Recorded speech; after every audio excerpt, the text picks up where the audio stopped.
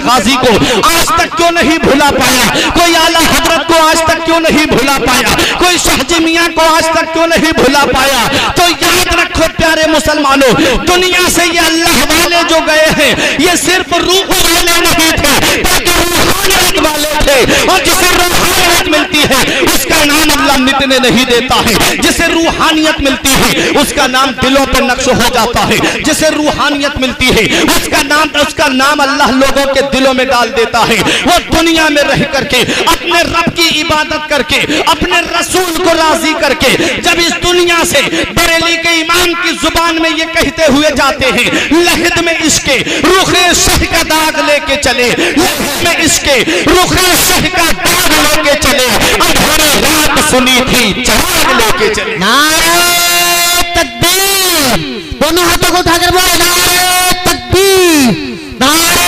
रिसालत, नारे रिसालत, अल्लामा फुरकान मंजरी साहिब किबला, नारे तकबीर, नारे रिसालत, जिंदाबाद जिंदाबाद।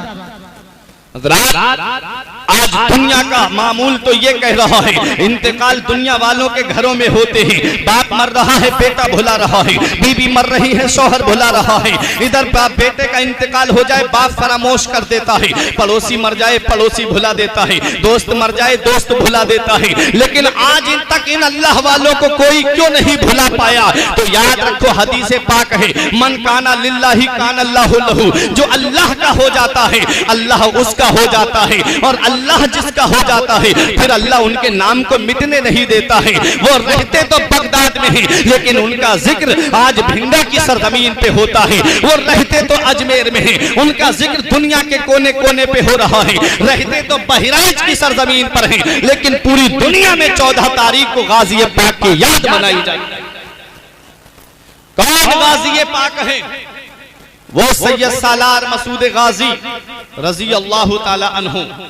तारीख हमें यह बताती है इस हिंदुस्तान की सरजमीन पर इस्लाम लाने वाली शख्सियतें बहुत हैं। हजरत उमर फारूक आजम के दौर में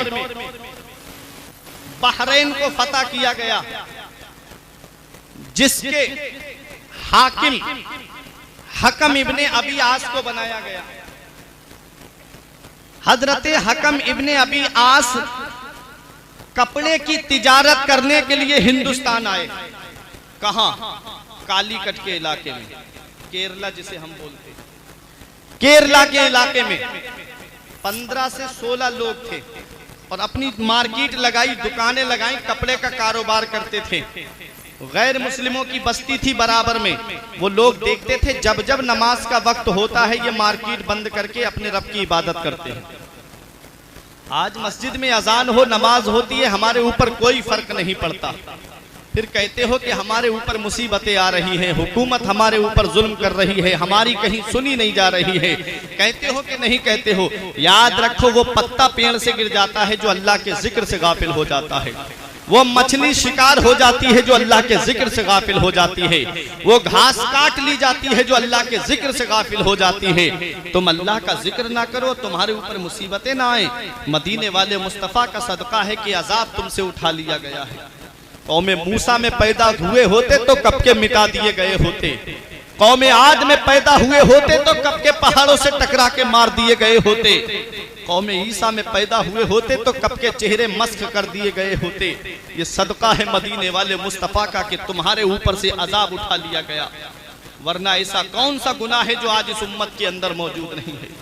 चोरी इस उम्मत के अंदर मौजूद है, जिनाकारी इस उम्मत के अंदर मौजूद है, अय्यारी मक्कारी इस उम्मत के अंदर मौजूद है। लेकिन अल्लाह तबारक व तआला ने अपने महबूब के सदक़े व वसीले से तुम्हारे ऊपर से अजाब को उठा लिया। याद रखो प्यारे मुसलमानों, मुसलमान वो थे, वो मुअज़्ज़ज़ थे जमाने में मुसलमान होकर, और हम ख्वार हुए तारिके कुरान होकर। दरसे कुरान अगर तुमने भुलाया होता ये जमाना ना जमाने ने दिखाया होता।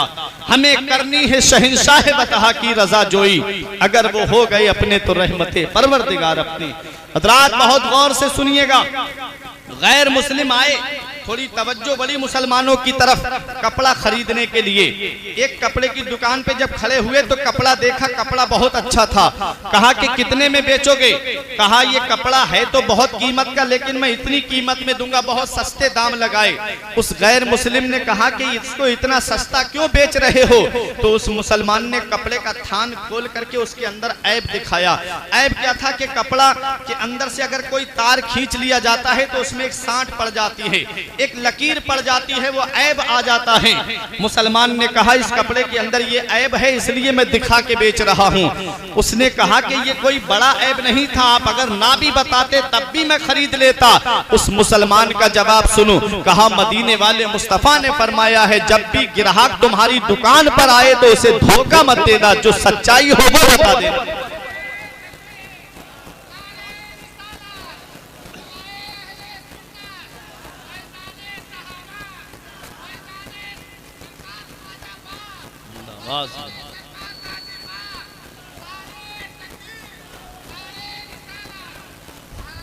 हदीसे पाक सुने, आका इरशाद फरमाते हैं अत्ताजिरुस सदूक़ु मअन नबिय्यीन वस्सिद्दीक़ीन वश्शुहदाई वस्सालिहीन, जो ईमानदारी से सच्चाई के साथ तिजारत करेगा वो कयामत के दिन नबियों के साथ होगा, सिद्दीकीन के साथ होगा, शुहदा के साथ होगा, स्वालिहीन के साथ होगा।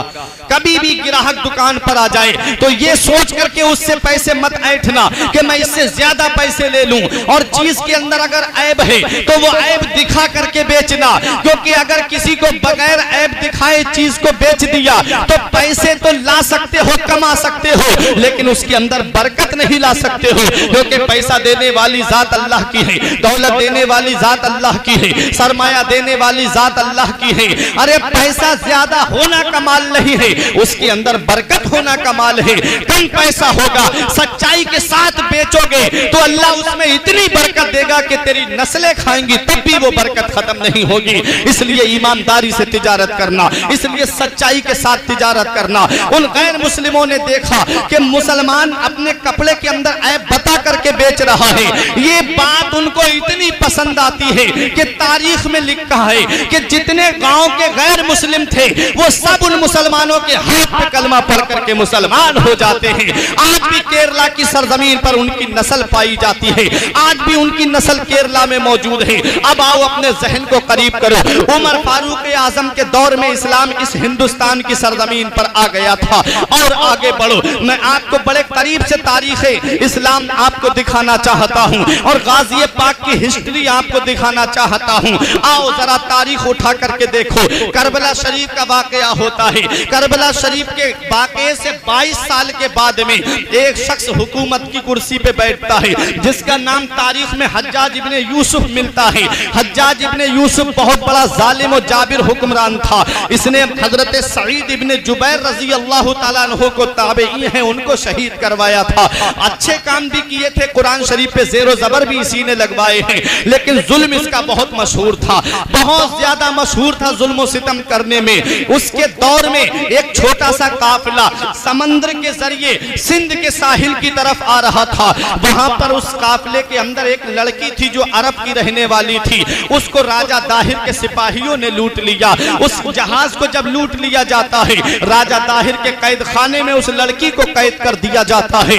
यह प्यारे मुसलमानों बहुत गौर से सुनना, जब उस लड़की को कैद खाने में कैद कर दिया गया, उस लड़की ने अपने खून से चमड़े के ऊपर खत लिखा था और किसके नाम? हज्जाज इब्ने यूसुफ के नाम लिखा था और कहा था कि ए बादशाह, तुझे अल्लाह ने हाकिम बनाया है हमारे ऊपर। अगर मेरी इज्जत राजा दाहिर के कैद खाने में लूट ली गई तो कयामत का दिन होगा, तेरा गिरेबान होगा और मेरा हाथ होगा। मैं रब की बारगाह में शिकायत कर दूंगी, मौला जिसे तूने हमारे ऊपर हाकिम बनाया था, जिसे तूने हमारे ऊपर हुक्मरान बनाया था, मौला मेरी इज्जत लुटती रही, ये चैन से बिस्तर पे सोता रहा, मेरी आबरू लुटती रही, ये आराम से नरम नरम बिस्तर पर ख्वाबे खरगोश के मजे लेता रहा, इधर मेरी इज्जत से खिलवाड़ होता रहा, इधर ये अपने आराम से बिस्तर पे सोता रहा। था बहुत बड़ा जालिम हज्जाज हज्जाज इब्ने यूसुफ उस खत को पढ़ करके आंखों में आंसू निकल पड़े। आंखों से जब आंसू निकले, उसका जवान भतीजा निगाहों के सामने खड़ा है। तारीख में नाम मोहम्मद बिन कासिम मिलता है। बोले चचा रोते हुए आज तक नहीं देखा, बात क्या है? कहा बेटा ये एक लड़की का खत आया है मेरे पास में, मेरे लाल बता मैं क्या करूं? मोहम्मद बिन कासिम ने कहा खत पढ़ने की इजाजत है? कहा हाँ पढ़ लीजिए। उस खत को जब मोहम्मद बिन कासिम ने पढ़ा, आंखों में आंसू आ गए। बोला चचा आप जाते हो इसकी इज्जत बचाने के लिए, अगर तुम नहीं जाते हो तो तुम्हारा ये जवान भतीजा जाएगा इसकी इज्जत बचाने के लिए, तुम्हारा जवान भतीजा जाएगा इसकी आबरू बचाने के लिए। हज्जाज इब्ने यूसुफ ने कहा बेटा मैं फौज को दूसरी तरफ जंग के लिए भेज चुका हूं, अब मेरे पास फौज नहीं है जो इसकी आबरू बचाने के लिए सिंध के साहिल पर भेजूं। मोहम्मद बिन कासिम ने कहा मुझे जुमे के दिन तक का टाइम दे दीजिए। जुमे का दिन आता है, मस्जिद में खड़े होकर मोहम्मद बिन कासिम कहते हैं नमाज जुमा के बाद कोई शख्स बाहर न जाने पाए। इतना कहा और अपनी सफ पे अपनी जगह पे बैठ जाते हैं। हजरात तारीख बताती है जुमे की नमाज के बाद एक शख्स भी नहीं उठता है अपनी जगह से। आज हमारा हाल ये है कि अगर मस्जिद के इमाम कह दें भाई जरा ठहर जाना, जरूरी बात करनी है जुमे की नमाज के बाद में, तो सबसे पहले वो उठ के जाता है जिसके पास में पैसा होता है, जिसके पास में दौलत होती है। कहीं मौलाना मस्जिद के लिए चंदा ना मांग ले, कहीं मौलाना मदरसे के लिए पैसा ना मांग ले। अरे जालिम, मौलाना अपने लिए तो तुझसे कुछ नहीं मांगता, मौलाना अपने लिए तो अपने बच्चों के लिए तो तुझसे किसी चीज का सवाल नहीं करता। मांगता है तो अल्लाह के घर के लिए मांगता है, मांगता है तो रसूलुल्लाह के घर के लिए मांगता है। आओ जरा देखो, मोहम्मद बिन कासिम ने इतना कहा था कि कोई भाई मस्जिद से बाहर ना जाए, मुझे जरूरी बात करनी है। मोहम्मद बिन कासिम ने देखा सब अपनी जगह आराम से बैठे रहे। उन्होंने कहा बताओ मोहम्मद बिन कासिम किस लिए हमको रोका है? मोहम्मद बिन कासिम से बूढ़ों ने कहा किस लिए रोका है? जवानों ने कहा किस लिए रोका है? मोहम्मद बिन कासिम ने कहा भाई ये खत पढ़ने की इजाजत है। कहा हाँ पढ़ करके सुनाओ। मोहम्मद बिन कासिम ने जब वो खत पढ़ के सुनाया, उस खत में लिखा हुआ था कि मैं अरब की रहने वाली हूँ और मैं मुसलमान हूँ और मैं आज राजा दाहिर के कैद खाने में कैद हूँ। अगर मेरी इज्जत लुट गई, अगर मेरी आबरू इस कैद खाने में लूट ली गई तो मैं अपने कौम के बादशाह के गिरेबान को पकड़ के रब की बारगाह में पेश कर दूंगी। कहूंगी मौला मेरी इज्जत लुटती रही और ये सोता रहा।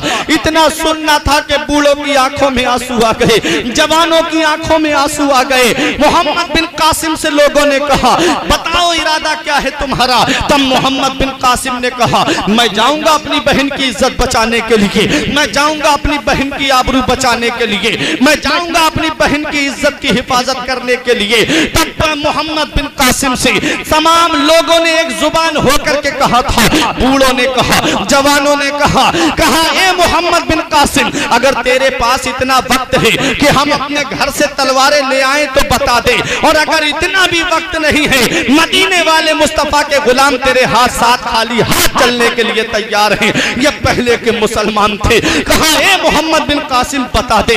मोहम्मद बिन कासिम आ रहे हैं करबला के वाक़े के 22 साल के बाद में। कहा सिंध की सरजमीन पर इस्लाम का झंडा लेकर के आ रहे हैं, इस्लाम का परचम लेकर के आ रहे हैं। हिंदुस्तान की सरजमीन पर आए और आकर के राजा दाहिर के कैद खाने की ईंट से ईंट बजा दी और अपनी बहन की इज्जत को बचा करके जब अरब लेकर के जाने लगे, तब किसी ने मोहम्मद बिन कासिम का हाथ पकड़ के कहा ए मोहम्मद बिन कासिम ये तेरी रिश्ते में लगती कौन है? इतनी बड़ी ताकत से टकराने आ गया, इतनी बड़ी फौज से टकराने आ गया, चंद लोगों को लेकर के आया है इतनी बड़ी फौज से टकराने के लिए, भारत के 7 समंदर पार करके तू यहाँ तक आ गया, जरा ये तो बता दे ये तेरी रिश्ते में लगती कौन है? तब मोहम्मद बिन कासिम ने कहा ए लोगों ये मेरी बहन लगती है बहन। कहा तू रहने वाला कहाँ का? ये रहने वाली कहाँ की? ये तेरी रिश्ते में कैसी बहन लगती है? तब मोहम्मद बिन कासिम ने एक जुमला कहा था ए लोगों सुनो, नस्ली रिश्ते तुम तलाश करो, मैं तो मदीने वाले मुस्तफा का रिश्ता तलाश करता हूँ, मैं तो मदीने वाले मुस्तफा का रिश्ता तलाश करता हूँ। कहा ए मोहम्मद बिन कासिम इतनी बड़ी फौज से टकराने आ गया, इतने बड़े लश्कर से टकराने आ गया, तो किस पे भरोसा करके आया है? तो मोहम्मद बिन कासिम ने जवाब दिया था जो जिसको शायर ने शेर में बयान किया है, न ताअत पर, न तकवा पर, न ज़ुहद इत्तिका पर है, न ताअत पर, न तकवा पर, न ज़ुहद इत्तिका आका पर है, हमारा नाज जो कुछ है मोहम्मद मुस्तफा पर है। नारे तकबीर, नारे रिसालत, नारे रिसालत, मसलके आला हजरत अल्लामा फुरकान मंजरी साहिब क़िबला, नारे तकबीर, नारे रिसालत। हज़रात, तो करबला के वाक़े के 22 साल के बाद इस हिंदुस्तान की सरजमीन पर इस्लाम का झंडा मोहम्मद बिन कासिम ने